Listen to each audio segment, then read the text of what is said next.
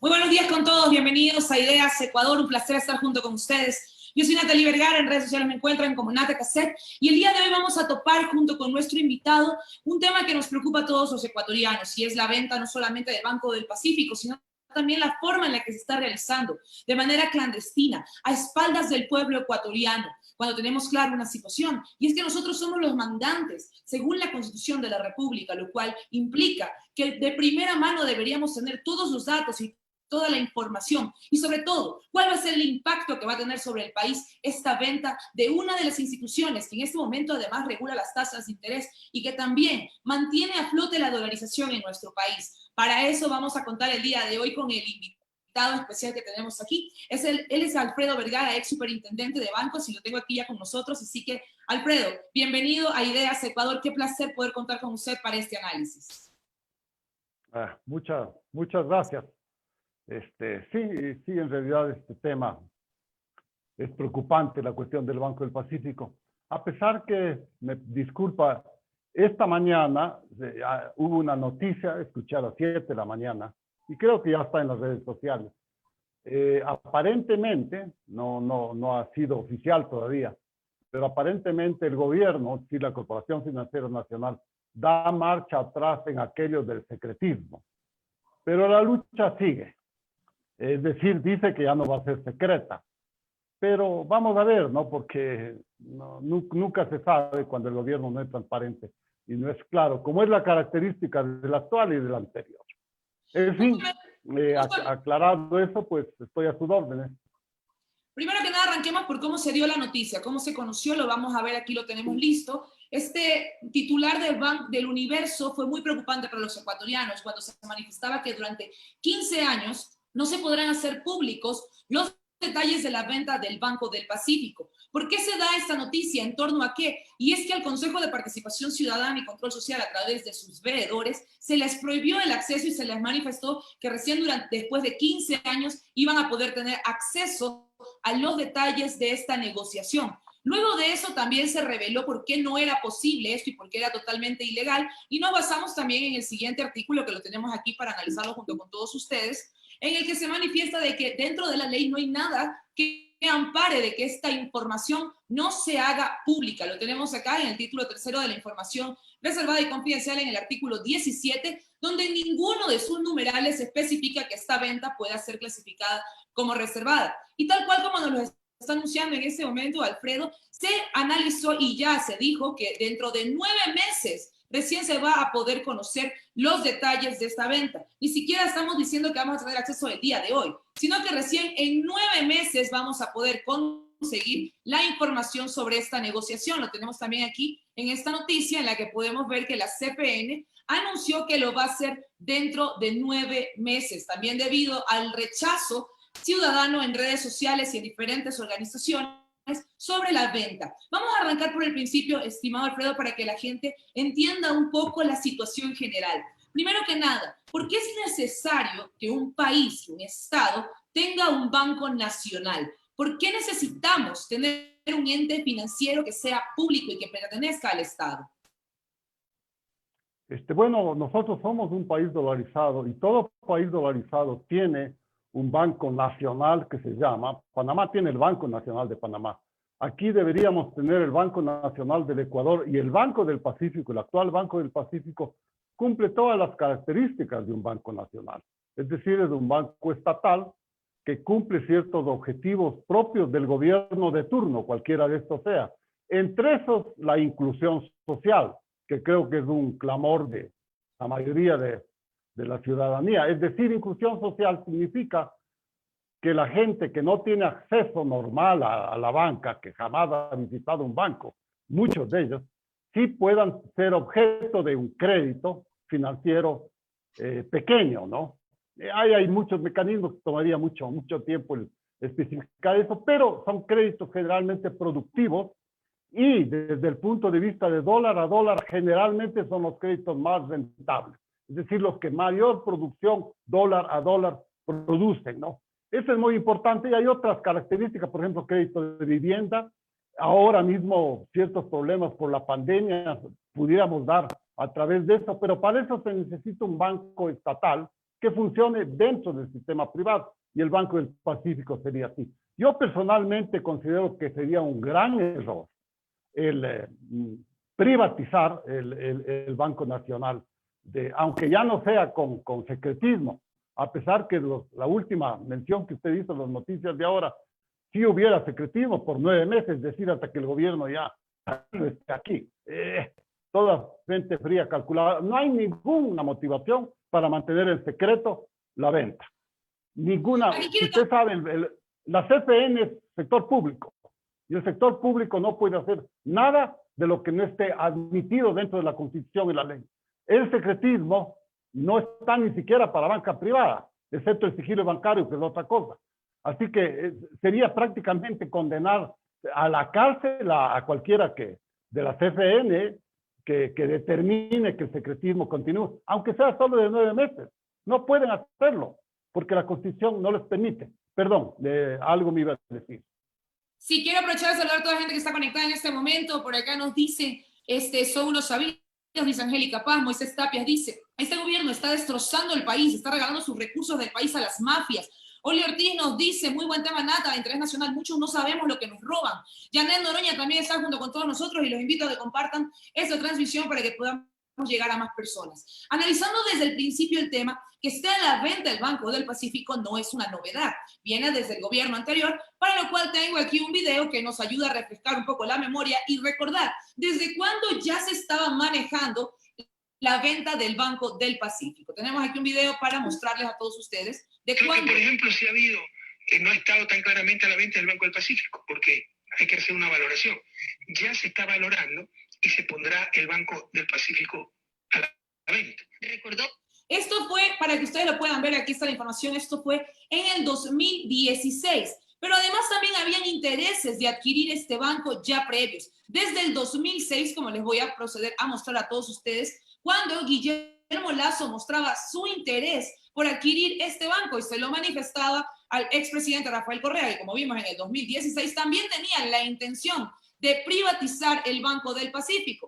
Aquí tenemos esta carta para que ustedes la puedan ver cuando en enero del 2009 ya Guillermo Lasso expresaba su interés por adquirir el 100% de las acciones del grupo financiero Banco del Pacífico. Esta no es una negociación que aparece el día de hoy. Esta es una negociación que ya se venía trabajando con anterioridad. ¿Desde cuándo se está poniendo ya sobre la mesa la posible privatización que en el día de hoy ya es casi una realidad?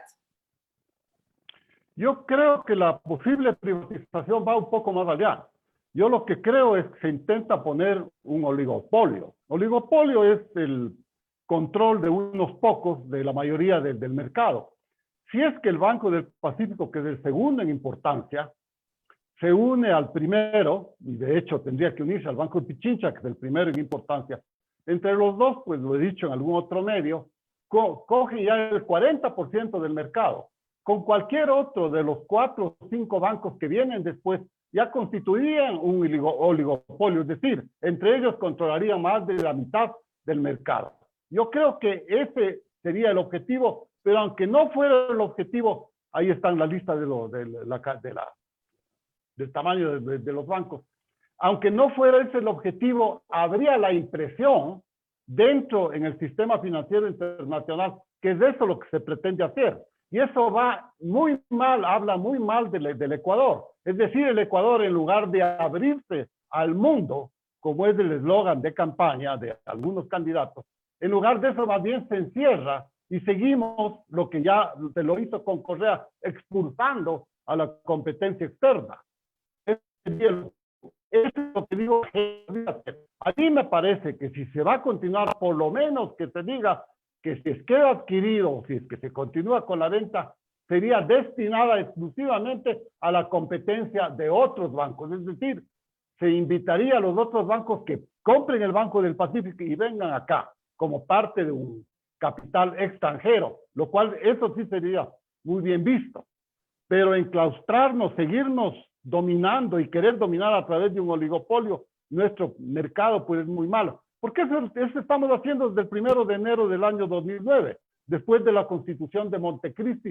Es eso lo que permitió al gobierno y a las autoridades ecuatorianas hacer, enclaustrarnos. Y hemos visto lo que ha pasado en estos 11 años, pues que prácticamente el sistema bancario, pues, y el gobierno y toda la economía casi se ha ido encajonando en el desempleo. El año pasado ya hubo un incremento, no solo del desempleo, sino también de la pobreza. Tenemos 10 años de déficit fiscal, 10 años de endeudamiento externo y cero ahorro, es decir, pues todo lo contrario a lo que se hizo en la primera década de dolarización, que fue lo contrario, creación de empleo, creación de trabajo, crecimiento en las tasas más altas, etcétera, etcétera. Aquí yo creo que cabe hacer los 8 años contigo, obtuvimos del 2000 al 2008 y cero endeudamiento externo. Comenzó el país a entrar en una bonanza y entrar al primer mundo, al mundo desarrollado. Lastimosamente fue interrumpido de un solo hachazo, digamos, con la Constitución de Montecristi. Esperemos que el próximo gobierno, esperemos recuperar lo que yo llamo la dolarización de mercados, oficiales, nacionales e internacionales, lo mucho que se avanzó ahí en Ecuador. Nadie se ha atrevido a discutir, ni siquiera los más fervientes opositores a la dolarización de mercado. Yo aquí tengo una pregunta que hacerle, estimado Alfredo. Brevemente. Ventajosamente creo que podemos, por lo menos, exigir transparencia. Aquí quiero hacer una pregunta que cabe hacerla. Junto con la privatización también junto con la posible privatización, que ya es una realidad y se va a dar antes de diciembre de 2021, por ejemplo, de la privatización de la refinería de Esmeralda, la nueva refinería, también de las hidroeléctricas, es algo que nos preocupa a los ecuatorianos, ya que se hace en un momento en el que el gobierno nacional cuenta apenas con un 8% de aceptación y de credibilidad.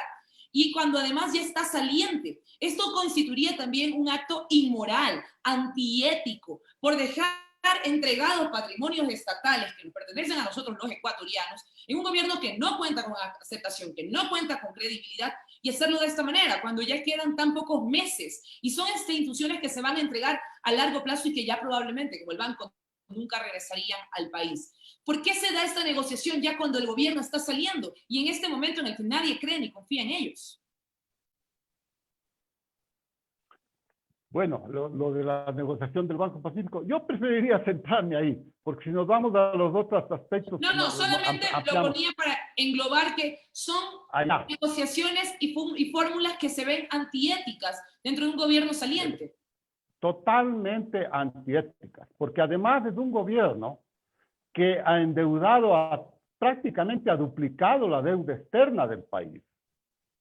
Segundo, no ha continuado con lo que os prometió de la gran corte o algo así, gran cirugía, algo así contra la corrupción. Vemos lo que ha pasado en estos últimos meses. Ya es el colmo, desde el colmo en la corrupción que hay. Entrega de hospitales y el gobierno dice que no sabe quién entregó los hospitales. Entonces uno se preocupa y la gente, la sociedad civil, la ciudadanía, nos preocupamos, decir, bueno, ¿por quién estamos gobernados? Que el propio los hospitales...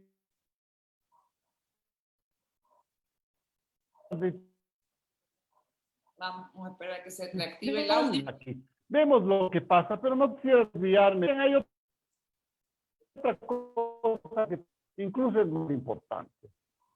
La dolarización es lo que sostuvo y permitió un gran crecimiento en los 8 primeros años de este déficit fiscal. Todos los años fueron de superávit fiscal. Ahorramos, el gobierno aportó a un fondo de ahorro nacional con 1.000 millones de promedio, 1.000 millones cada año. Cuando Correa llegó al poder, o la Constitución de Montecristi, más bien dicho, modificó la Constitución, ese fondo solo en ahorros tenía 8.000 millones de dólares. Es decir, pues nosotros estábamos incrementando el ahorro, la posibilidad de inversión y reduciendo a cero la necesidad de endeudarnos. Hoy día tenemos tal necesidad que hacemos acaso y seguimos los mandatos de cualquier nuevo acreedor que asome por ahí y nos quiera dar unos milloncitos por ahí nos pongan 1000 condiciones. Eso es lo que está pasando con el crédito que nos están ofreciendo China. Es decir, China, después de todo lo que nos hizo con prepagos de petróleo, etcétera, etcétera, le tenemos que aceptar condiciones también secretas. Parece que el secretismo ya se puso de moda, pues con lo que esperemos que sea cierta la noticia de que dan un poco, parcialmente, marcha atrás. De todas maneras, conservan 9 meses de lo que usted leyó hace un rato, pues, de secretismo que también sería condenable, pesquisable de oficio, dicen los abogados. Porque sería una cosa que la corporación financiera y sus autoridades, que me dicen que recién han puesto ahí por intereses, por otro tipo de intereses, pues, ellos no pueden hacer eso, es ilegal. El gobierno central, las autoridades públicas, solo pueden hacer lo que les permite la Constitución. Y eso no está permitido, es más, está implícitamente prohibido en prácticamente toda la parte de legalidad en la base que se mueve las instituciones públicas, ¿no?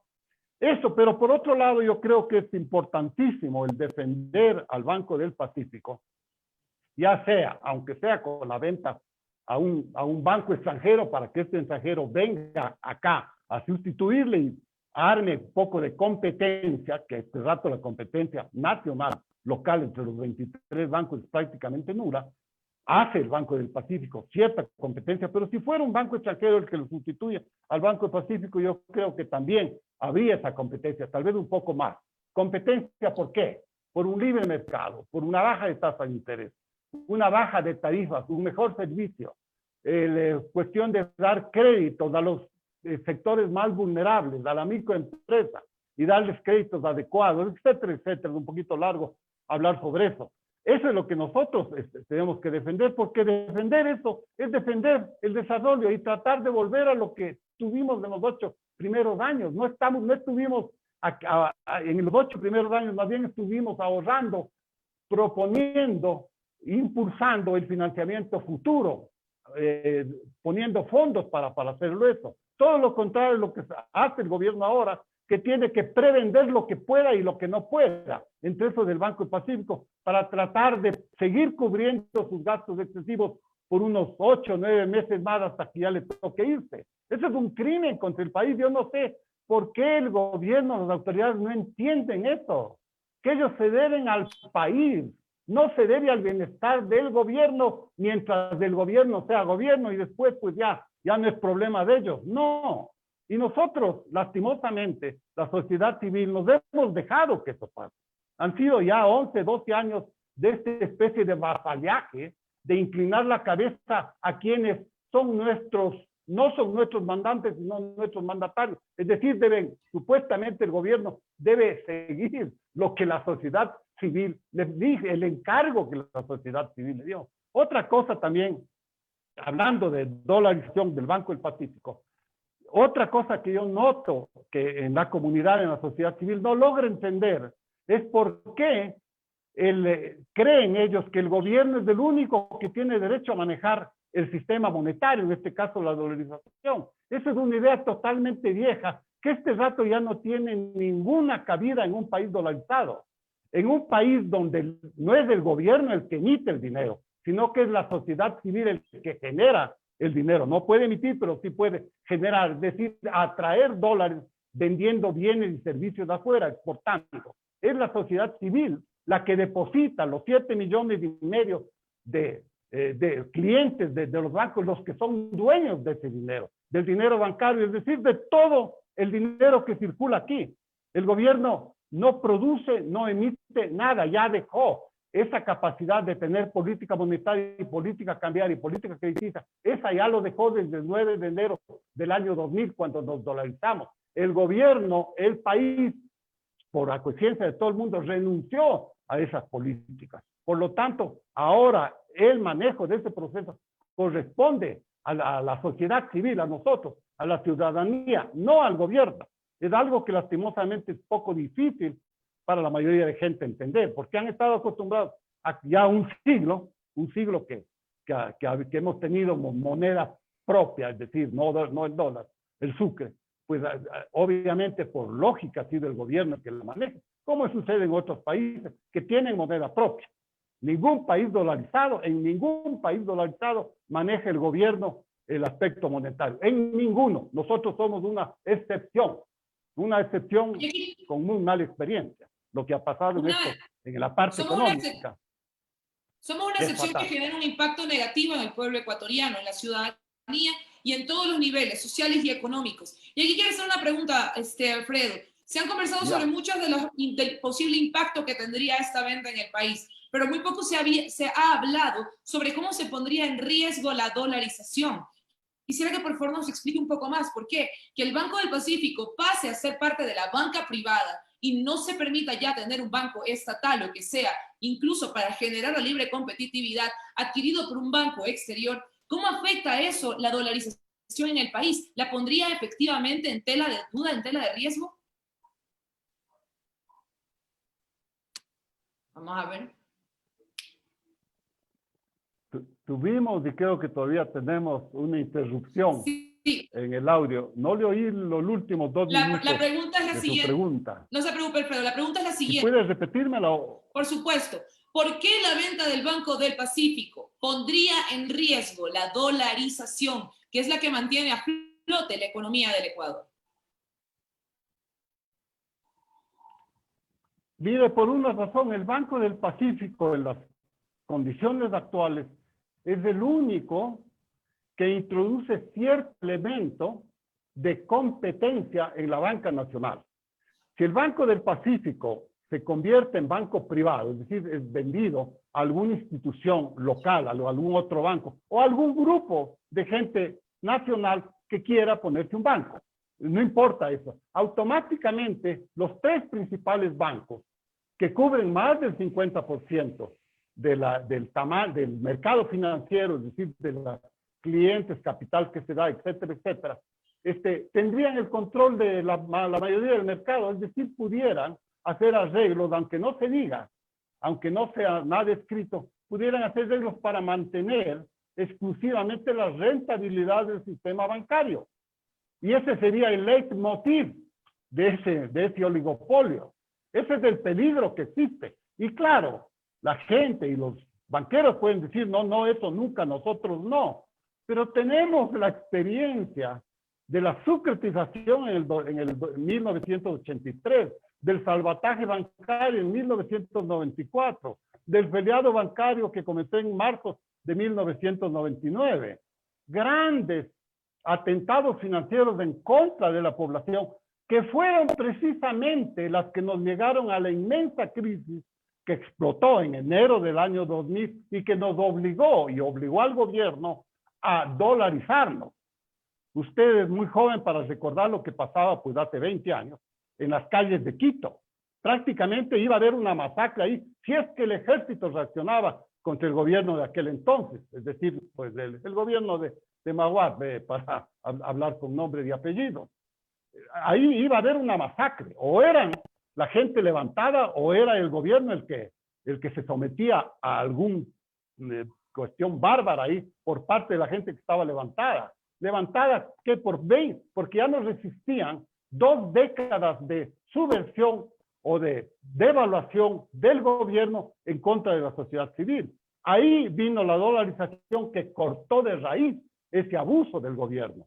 Y es por eso pues que nos fue bien en los 8 primeros años en que ese abuso se cortó. Comenzó con Noboa Bejarano, pues que fue sucesor de Maguad. Después continuó con el gobierno de Lucio Gutiérrez, que fue el único electo, porque después el golpe que hubo contra Lucio Gutiérrez, bueno, ya vinieron gobiernos, y el último fue el gobierno de Correa, ¿no? Ahí hubieron esos 5 gobiernos, pero en todo caso, independientemente de quiénes hayan sido, de su ideología y las personas mismas o las personalidades de esos 5 presidentes, el proceso de dolarización que fue administrado por la sociedad civil y con un solo objetivo, crear empleo y generar desarrollo económico. Eso funcionó independientemente del gobierno. Es lo que trato de decir a pesar de sus golpes de Estado. La economía funcionó en una sola dirección, el desarrollo, la creación de empleo, la destrucción de la pobreza. Reducimos a la mitad la pobreza en esos 5 años. La independencia del sector, de la deuda externa. Repito, un solo dólar, no necesitamos endeudarnos en un solo dólar afuera en esos 8 años. Y tuvimos 8 años de superávit fiscal. Esto reitero nuevamente, porque hoy día nuestro problema es que hemos tenido 11 años de déficit fiscal. Por eso estamos ahogados. Entonces yo sí quiero abocar al hecho de que una dolarización bien manejada, bien administrada, es la única salvación que tenemos para nuestro país, porque estamos al borde del abismo. Estamos en una crisis total, pandémica en lo moral, en lo social, en lo económico, e incluso, bueno, hasta lo sanitario, a pesar que eso esperemos que pronto termine, ¿no? Es por eso la defensa del Banco del Pacífico que hago yo. Yo le quiero hacer una pregunta a Alfredo. Quien tiene que regular cómo se maneja la banca es la Superintendencia de Bancos, una institución en la que usted estuvo a cargo. ¿Por qué en este momento no está abogando por el manejo correcto de esta negociación? ¿Por qué la Superintendencia de Bancos se presenta muda ante un problema que nos involucra a cada uno de los ecuatorianos, que además, para recordarles como siempre, nosotros somos los dueños del banco? Por si acaso se le ha olvidado al Estado ecuatoriano. Lastimosamente se les olvida que nosotros somos dueños de todo el dinero bancario. Todo el dinero que está en la banca pertenece a la sociedad civil. Respecto a la Superintendencia de Bancos, bueno, la Superintendencia de Bancos no es una institución autónoma. Cuando fue una institución autónoma, los últimos años fueron ya pues hace 10 años, se recordaba cuando yo estuve ahí, yo precisamente logré mantener la autonomía por dos años más después de la llegada de Correa. Y en esos 2 años nosotros logramos bajar, y aprovecho su pregunta para recordarle, 15% anual en las deudas. En esos 2 años bajamos en un 30% las tasas de interés. Quitamos las comisiones, que eran también unas comisiones altísimas, logramos un crecimiento de los créditos de un 22,5% cada año, es decir, también en el sector financiero. Y hubo una defensa total de los dineros del sector público, es decir, de los dineros de los ecuatorianos. En ese tiempo en que hubo autonomía en la Superintendencia de Bancos, hubo una quiebra. Voy a decir con nombre y apellido aquí. El Banco Centro Mundo entró en quiebra. ¿Nosotros qué hicimos? Le dijimos al dueño del banco, usted tiene que pagar absolutamente toda la pérdida de su banco.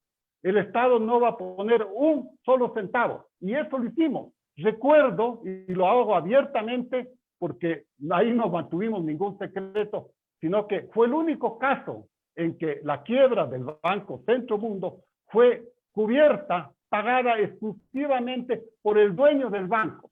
Nosotros como Estado, es decir, en defensa de los dineros del público, de la sociedad civil, no pusimos un solo centavo. Tampoco perdieron los clientes y ni siquiera los empleados de ese banco sufrieron ninguna pérdida. Eso fue un éxito total. Y no se recuerda eso, ¿por qué? Porque con la Constitución de Montecristi eso se terminó. Hubieron 3 quiebras más. Mutualista Benalcázar, Banco Territorial, creo que fue Banco Sudamericano. Los 3 tuvieron que ser cubiertos por la superintendencia, con dineros, con anuencia de la Superintendencia de Bancos, con dineros del Estado ecuatoriano, es decir, con dineros nuestros. Se rompió eso. Y recuerdo, pues yo en alguna discusión que tuve con algunos miembros del gobierno de aquel entonces de Correa, pues, yo les hice acuerdo que eso era contrario al lema que entonces tenían. Ellos decían que para ellos está el ser humano por sobre el capital. Les hice acuerdo que en el caso de todo el manejo bancario, después que la Asamblea de Montecristi pues declaró vacante el cargo del último superintendente de bancos autónomos que había. Después de eso, pues todo había sido al revés. Habían preferido al capitalista, al dueño de los bancos, para cubrirle sus pérdidas extrayendo dineros del pueblo. No supieron qué contestar, porque es una realidad, es una verdad. Así es. Usted me dice, y creo que está implícito en su pregunta, ¿qué debemos hacer? Bueno, el próximo gobierno, la próxima asamblea, el Ejecutivo y la Asamblea deben, en beneficio del país, y también porque es algo que nosotros debemos exigir, desde la sociedad civil, desde la ciudadanía, que se cambie, que el gobierno ya no puede manejar el proceso de dolarización porque es claro y palpable el fracaso que ha tenido, versus el éxito que tuvimos en los 8 primeros años. Comparemos esas dos etapas y van a ver la diferencia inmensa que hay. Volver o sencillamente hacer un plebiscito, que el pueblo decida qué es lo que quiere y que den oportunidad pues de exponer quienes creemos que lo mejor es la revolución, se dice, bancaria, que significó la dolarización de mercado, versus la dolarización que subsiste hasta el día de hoy, porque la Constitución sigue ahí, hoy seguimos con una junta monetaria que no sé qué es lo que hace, etcétera, etcétera. Que sea el pueblo el que decida si es que el gobierno no quiere tomar la iniciativa de enviar a la Asamblea para hacer esos cambios que son factibles de hacerlo. No están escritos sobre piedra. Eso se lo puede cambiar y convendría. Siga. Estimado Alfredo, tenemos acá varios mensajes que están llegando y es justamente que dicen todos los países en desarrollo tienen déficit estructural, ningún país no tiene deuda. También por aquí hay muchas personas que también están criticando de manera muy dura este tema en el que estamos hablando del comienzo de la dolarización, ya que también se solidificó gracias al dinero que ingresaba por parte de los migrantes ecuatorianos en la gran salida de más de 1 millón de ciudadanos que fueron al exterior. Pero vamos a concentrarnos en el tema del Banco del Pacífico. Y aquí viene una pregunta de rigor. Alfredo, ¿quién cree usted, dentro de su experiencia, que es la persona que está detrás de esta venta? ¿Quién sería el posible comprador del Banco del Pacífico? Les voy a contestar sobre lo que dice gente que dicen que tremendo éxito con los primeros años de este siglo se debe, también se ha dicho, a la cuestión de los inmigrantes, también se ha dicho por el beneficio del incremento en el precio del petróleo. Eso es totalmente falso, Natalie. Yo he contestado eso con cifras oficiales cuando en las redes sociales que, claro, no tienen tanta visibilidad como tiene la prensa, digamos, tradicional. Pero yo obviamente se han callado porque es totalmente falso. Mire, por ejemplo, el precio del petróleo. El precio del petróleo se incrementó el último semestre, el segundo semestre del año 2008. Y en esos 8 años que tuvimos superávit fiscal y que tuvimos cero endeudamiento externo, hay gente, con la crítica que usted dice, que dicen, es que el precio del petróleo subió a $80. Mentira, el precio del petróleo subió a $80, es cierto, pero eso es en septiembre del año 2008, en algunos sectores por el invierno que hubo en Europa, subió un poco antes de esa fecha, a $80, que en aquel entonces se decía es el precio más alto en historia del petróleo, el precio más alto histórico. Pero eso fue en el último semestre. ¿Y qué pasó en cambio en el superávit que tuvimos de los 7 primeros años? Así que son pretextos. Y otra cosa, el precio del petróleo continuó subiendo en el 2009, 2010, 2011, hasta el 2013. ¿Qué hubo en esos años? Déficit. ¿Qué hubo en esos años? Endeudamiento. ¿Qué hubo en esos años? El empleo dejó de generarse empleo, etcétera. Todo lo contrario de lo que habíamos hecho. Así que esos son pretextos. La cuestión, la segundo pretexto que usted me dice, ya no me acuerdo, pero es ¿quién porque es el posible comprador del Banco del Pacífico? Ya. No me refería a eso, no a la primera pregunta. No importa, ya dejemos ya la primera pregunta. A ver, sobre eso yo creo que quien debe estar, eso es quien está o estuvo, o está, no sé, no se ha aclarado todavía, el secretismo de ahí. Habría que ver quién está detrás de eso, quién está de las autoridades. Me dicen que últimamente, sí, hace algunos meses, ha habido un cambio de las autoridades de la Corporación Financiera Nacional. Y en el mismo Banco del Pacífico. También en el Banco del Pacífico, así es. Yo creo que por sus obras los conoceréis, dice un antiguo refrán. Habría que ver quiénes son esas personas. Yo los conozco, ni siquiera los nombres sé. Pero si se trata de un poco especular. Pero nuevamente, esas son especulaciones, ¿no? Aunque sean especulaciones un poco justificables. Pero aquí cuando hablamos de especulaciones, la cosa es el gobierno debería parar eso. El gobierno debería parar eso para no sentirse cómplice. Y la superintendencia de bancos, a pesar que no sea autónoma, también debería salir en defensa del sistema bancario, porque es su obligación, el sistema de la dolarización, porque es la obligación de todo funcionario público, no únicamente de alguien encargado de controlar el sistema financiero, sino de todo funcionario público, es defender el sistema de la dolarización. ¿Por qué? Porque más del 90% de la gente, de nosotros, la sociedad civil, defendemos la dolarización. Es decir, es obligación del gobierno. Por lo tanto, yo contestaría su pregunta de esa manera.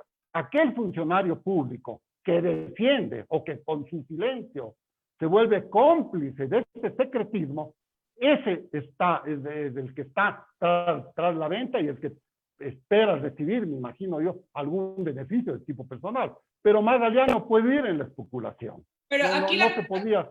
Pero podemos especular quiénes serían los posibles compradores, porque dejando las cosas claras, no hay tanta gente que pueda comprar el banco. Estamos hablando de un banco que está evaluado en más de 5.000 millones de dólares en activos. Entonces, solamente requería en los otros grandes bancos como el de Fidel Egas o el de Guillermo Lasso.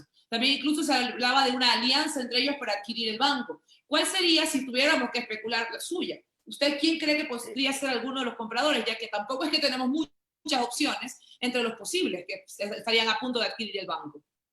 Digamos, eso es lo que se escucha en las redes sociales y eso sería un poquito la conclusión lógica a la que podría llegarse. Pero yo creo que esa conclusión lógica el gobierno debería hacer. No sé qué está haciendo el presidente Moreno, porque estaría, este rato vicepresidente tampoco tenemos casi, porque la señora a la cual me da muy buena impresión, no le conozco, pero todas las veces que le he oído, me da la impresión que es una persona más seria, pero tampoco tiene ningún poder, y sobre todo en el aspecto económico. Presidente Moreno está callado, no sé si está acá o no sé, pero alguien del gobierno, el ministro de Finanzas, y si fallan ellos, pues la superintendenta de bancos debería coger.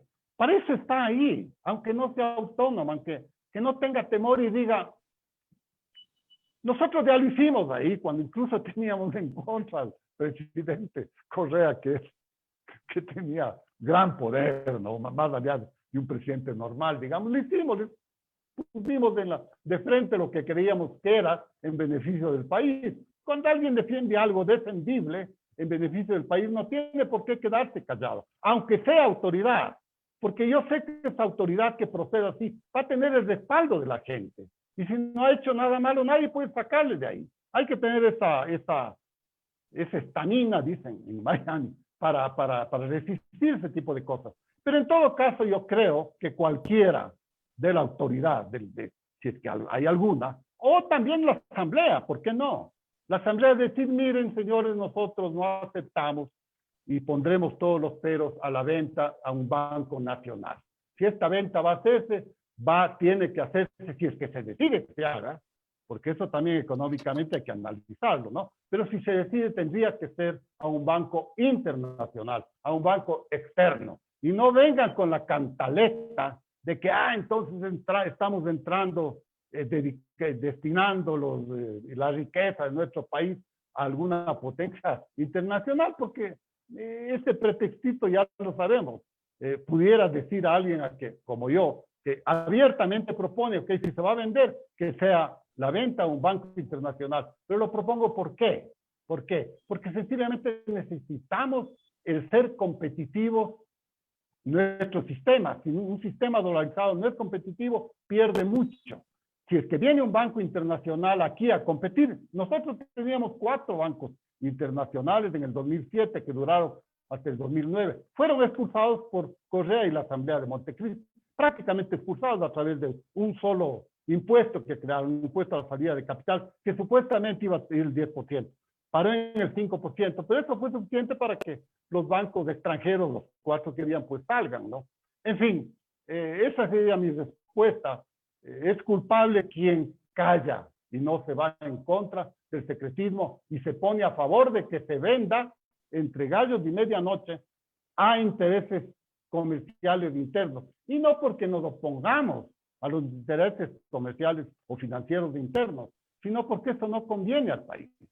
Si es que se lo va a vender, que se lo venda a una institución probadamente internacional, es decir, algún banco de prestigio, que hay muchos que estarían encantados de venir a ayudar al Ecuador y venir al Ecuador, si es que hay cierta garantía de que no va a haber cambios como hubo con la Constitución de Montecristo. Aquí tenemos varias gente que está comentando, muchos sugieren que de hecho Guillermo Lasso sería el encargado de comprar el Banco del Pacífico, y también se genera esta pugna entre la banca costeña y la banca serrana, como bien lo están, de la sierra, como bien lo están manifestando en este momento a través de nuestros comentarios. Tengo otra pregunta para hacerle, Alfredo. En este momento el Estado ecuatoriano necesita 11.000 millones de dólares para zanjar la deuda urgente que maneja, de los cuales 8.000 millones le pertenecen al IES, deuda que se ha adquirido ya que se ha manejado el IES como una caja chica del gobierno. ¿Por qué no sería una posibilidad, ya que el banco está evaluado en 5.500 millones aproximadamente en activos, por qué no se considera como una posibilidad que se lo dé como parte de pago a los afiliados del IES, ya que el Estado ecuatoriano nos debe ese dinero y que no tenemos ninguna posibilidad, ni remota, ni lejana, ni cercana, de poder cobrarle esa deuda al Estado? Es posible que el propio IES y que los propios afiliados recibamos como parte de la gran deuda que maneja el Estado ecuatoriano con nosotros, el Banco del Pacífico. De esta manera se podría seguir manteniendo como un banco estatal. Yo creo que sería una solución salomónica, si usted quiere. Por una razón, como usted lo dijo al último, tendría el formato de banco estatal, a pesar que ya no sería estatal, sino que pertenecería a los afiliados de IES, porque son ellos los que recibirían como parte del pago que el gobierno les da deuda a ellos. Acreedores privados vendrían a ser nacionales, pero privados, pues sería parte, sería yo le veo desde el punto de vista social e incluso económico y de desarrollo financiero, e incluso como apoyo a la dolarización, le vería una muy buena propuesta, muy sólida, justificable en todos los aspectos. Pero tendría algún inconveniente ahí, porque actualmente la estructura del IES es una estructura como si el IES pertenecería al gobierno. Toda la parte directiva del Instituto Claro, también obviamente dentro de está bajo manos del gobierno. Entonces ahí no hay contrapeso. Dentro de mi análisis también implicaría que se reforme la nómina y la regulación donde se especifica que el IES es manejado por el gobierno. Pero si se diera ese cambio y el IES absorbiera el Banco del Pacífico, eso sería una solución en la que yo creo que nos convendría a todos los ecuatorianos. Sin embargo, no está siendo tomada en cuenta por parte del gobierno. Y sobre todo de Richard Martínez, del cual mucho se conversa y mucho se sabe de que trabaja en favor de la banca privada. Sí, este gobierno no va a tomar en cuenta nada que sea en beneficio del país. No porque sea en beneficio del país, sería el colmo de mi parte sugerir eso. No, no es que esté en contra del país, pero sencillamente el gobierno actual, el gobierno de Moreno, pone atención única y exclusivamente a lo que le conviene a él como gobierno. Significa él y un poco la gente que le rodea y los grupos de interés que están detrás de él. Eso es lo que él considera bondad, que una política es buena si es que beneficia a este grupo de gente. Debería, como presidente, tomar en cuenta todo el país y decir esto que beneficia al desarrollo de todo el país, de la mayoría de su población. Esto es bueno y eso debe impulsar el gobierno, en este caso mi gobierno, desde el punto de vista de Moreno, podría decir. Pero no es que sea pesimista, sino más bien realista. Eso el gobierno no lo va a hacer. Lo que el gobierno espera es pasar tranquilo estos 10 meses más que faltan, salir sin tener que restringirse, que ajustarse el cinturón ni un solo centímetro para estar en su zona de confort. No lo va a hacer. Si es que lo hace, muy buena cosa. Pero su idea, la idea que usted acabó de transmitir con las preguntas que le han hecho, me parece magnífica. Ese es también un paso muy importante que vendría a dar en la pregunta inclusiva, pues, destinada exclusivamente al Banco del Pacífico. Me parecería también una solución brillante, pero difícil. Esa es una propuesta que tenemos por parte de IDEAS. Y aún así, el Estado ecuatoriano nos quedaría debiendo 2.500 millones de dólares. O sea que encima todavía tendríamos que seguir esperando. Pero yo creo que esa sería una salida en la que todos los ecuatorianos saldrían beneficiados y seguiríamos manteniendo una institución financiera y bancaria estatal. Estimado Alfredo, yo quiero agradecerle... Hay una cosita nomás, me disculpa que me interrumpa, no sé cómo estamos con el tiempo, pero usted acaba de decir una cosa importantísima. Usted habla de 1.500 millones de dólares que valdría el Banco del Pacífico y que en ese monto tendría que ceder la deuda que tiene con el IES, los del IES, que lastimosamente ahora es del propio gobierno, ¿no? Pero cuando haya algún cambio y sean los 10 representantes de los afiliados, pongámoslo ahí, tendría que aceptar que el Banco del Pacífico es vendible o comprable por 1.500 millones de dólares. Eso de 1.500 millones de dólares me parece, por eso es lo importante de lo que usted acaba de decir. Esa es la cotización de mercado internacional, ¿no? Esa es porque eso cumple ciertas reglas que da entre riesgo bancario, valor que cede, de utilidad que cede el gobierno, es decir, para hablar en cifras, los 100 millones de utilidad que ya dejaría de recibir el gobierno si es que el Banco del Pacífico ya no le pertenece al gobierno. Uniendo esas cosas, no voy a entrar en matemáticas, pero darían una cotización del Banco del Pacífico de más o menos, tomando en cuenta su capital pagado y su patrimonio específico, etcétera, etcétera, darían cuenta una cifra parecida a lo que usted menciona. No sé de dónde usted la sacó la cifra, pero coincide con esa valoración real del valor del Banco del Pacífico. No la valoración que se está haciendo en secreto, que tengo entendido hay alguna oficina creo que es del American Bank o algo así, que es pagada por el gobierno para que valore cuánto valen las acciones del banco. Esta valoración no tiene ningún valor. Primero porque usted ha hecho a alguien que lo hace en favor de quien le contrató. Y el quien le contrató probablemente, si es que es cierto lo de la compra ya anunciada, procuran reducir el precio. Y segundo, no tiene nada que ver con la valoración real del mercado, que vendría a ser 1.500 millones, no 700 que se habla desde hace un año. Sí, perdón que le interrumpí en su alocución. No se preocupe, Pero Alfredo. es importante esa cifra. Lo que nosotros sentimos como ecuatorianos es que el gobierno lo que está buscando es traer ese dinero, pagar deudas o feriársela en gastos corrientes o seguir cumpliendo con los acreedores, que tenemos que también dejar claro, Richard Martínez solamente está pagando la deuda que él mismo adquirió en estos últimos 3 años de gobierno, y con eso salir del apuro. Y va a seguir ignorando la deuda que mantiene con cada uno de los afiliados ecuatorianos, que supera ya los 8.000 millones de dólares. Este es un espacio pluralista y tendremos más analistas para seguir profundizando en el tema de la venta del Banco del Pacífico. Pero por el momento, estimado Alfredo, quiero agradecerle su tiempo y quiero agradecerle también sus opiniones y sus puntos de vista. Muchísimas gracias por haber sido parte de Ideas en este tema tan importante para el pueblo ecuatoriano, que es conversar sobre la venta de manera clandestina e ilegal a espaldas del pueblo ecuatoriano, que por así decirlo, se olvidan por completo que nos pertenece. Y por eso es la lucha, para recordarles a cada una de las personas que están en el poder de que somos nosotros los dueños del Banco del Pacífico y que por lo menos deberíamos saber las condiciones, deberían ser transparentes, deberían ser a la vista de todos los ecuatorianos, porque hay que dejar alguna cosa clara. Lo que se hace en la clandestinidad es porque es ilegal. Eso es algo completamente consciente, conciso y claro para el pueblo ecuatoriano. Ya, bueno, muchas gracias. Su cuestión es que quisiera nada más complementar lo que usted acaba de decir. Por supuesto. Si es que lo que no es transparente es ilegal. A veces la legalidad se confunde con un decreto que puede ser firmado entre gallos y medianoche por quienes lo desean y ya pasa a ser legal. Lo que nunca podrá, ahí podría ser legal en el sentido que respeta lo que está escrito en la ley, pero jamás podrá ser moral. Y moral sí va a seguir siendo, porque eso es lastimar, eso es hundir más a sufrida, digamos, sociedad civil, pueblo ecuatoriano, ciudadanía. A veces no quiero utilizar términos politizados ahí, pero es dar un puntillazo más para ya terminar, nosotros dándole contra el suelo, como decimos en mi barrio, lo que se ha hecho en los últimos 12 años, desde el gobierno en contra de la sociedad civil. Yo le agradezco a usted, Natalie, y le agradezco también su valentía.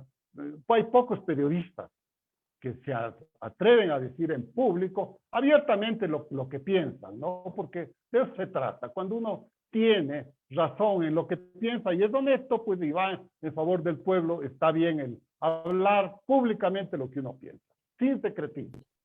Perfecto, Alfredo. Gracias, Muchísimas Natalie. gracias por habernos brindado esta entrevista. Gracias a toda la gente que se conectó. A las 11:30 arranca Opinión Ciudadana. Seguiremos conversando sobre el tema del Banco del Pacífico. También conversaremos sobre el plan piloto para el inicio de las clases, que se está dando en una exclusiva institución educativa privada de Guayaquil. Guayaquil se opuso, pero vamos a profundizar también en ese tema. Y además, 70 cadáveres aún no son entregados a los familiares de aquellos que fallecieron durante la pandemia del COVID-19. Esos temas y más a las 11:30 en Opinión Ciudadana, los espero. Y también tendremos más analistas para seguir profundizando en la venta del Banco del Pacífico. Los espero a las 11:30. Muchas gracias a Alfredo Vergara que nos acompañó el día de hoy. Esto fue Entrevistas de Líderes.